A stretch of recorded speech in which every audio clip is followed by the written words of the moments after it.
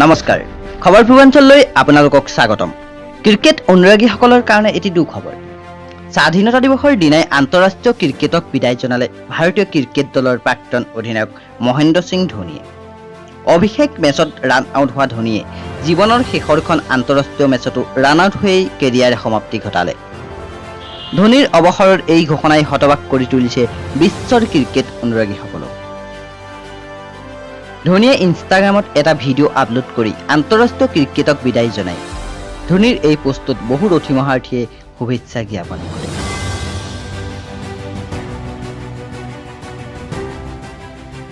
ভাৰতীয় ক্ৰিকেটলৈ ধোনীৰ অৱদান উল্লেখযোগ্য। 2007 চনৰ বিশ্বকাপ ক্ৰিকেটত ভাৰতীয় দল ৰাউণ্ড পৰ্যায়ৰ পৰাই বাহিৰ হৈছিল।